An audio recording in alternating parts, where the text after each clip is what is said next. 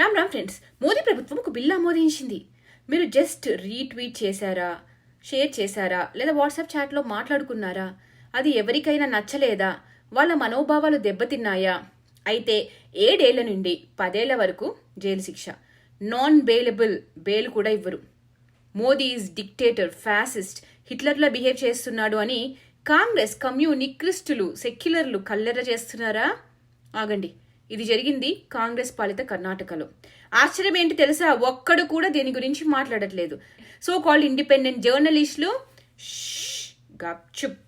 ఇక మీద హిందువులు పాకిస్తాన్, బంగ్లాదేశ్ కాదు, కర్ణాటకలో కూడా నోర్లు మూసుకొని కూర్చోవాలి. ఇప్పుడు తెలంగాణలో కూడా ఈ బిల్లు ప్రవేశపెట్టబోతున్నారు. ఏదైనా తప్పు జరిగితే ఇది తప్పు అని అనకూడదు, మనకి మనోభావాలు ఉండకూడదు. ఉన్నాయా అరెస్ట్ చేస్తారు.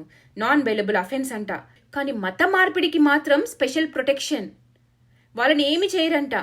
రేపు నేను ఔరంగజేబ్ మీద ఒక వీడియో చేస్తాననే పోస్ట్ ఎవరో పెట్టారు, అది నువ్వు షేర్ చేసావనుకో, ఆ పోస్ట్ వల్ల గొడవలు జరిగిపోతాయి, మనోభావాలు దెబ్బతింటాయని సదరు ఆఫీసర్ నమ్మితే చాలు, మిమ్మల్ని, ఆ పోస్ట్ షేర్ చేసిన వాళ్ళని అరెస్ట్ చేసేయచ్చు. బెయిల్ కూడా ఇవ్వరు. పోనీ తప్పుడు కేసులో వేశారని తిరిగి ఫైట్ కూడా చేయలేరు. వాళ్ళకి ప్రత్యేక రైట్స్ కల్పించారు. వక్ఫులా ఉంది కదా ఇది. ఎవరి కోసం ఈ బిల్లు అర్థమవుతుందా? మొదటి హిందూ హింసక్ హై అని పార్లమెంట్ సాక్షిగా అన్న రాహుల్ ఖాన్ని కదా అరెస్ట్ చేయాలి. నేను హిందువునే కానీ హిందుత్వకి విరోధిని అన్న సిద్ధరామయ్యని అరెస్ట్ చేయాలి. సనాతన ధర్మాన్ని నిర్మూలించాల్సిందే అని అన్న వారిని అరెస్ట్ చేయాలి. హిందూ దేవీ దేవతలను అపహాస్యం చేసిన రేవంత్ రెడ్డిని అరెస్ట్ చేయాలి.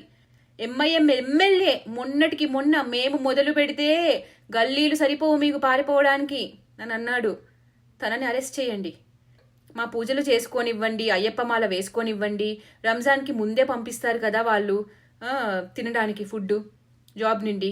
అది అయ్యప్పమాలలో మధ్యాహ్నం భిక్షకి వెళ్ళొస్తామంటే పర్మిషన్ లేదు స్వామీలకి పాపం అని కూడా మీరు అనకూడదు.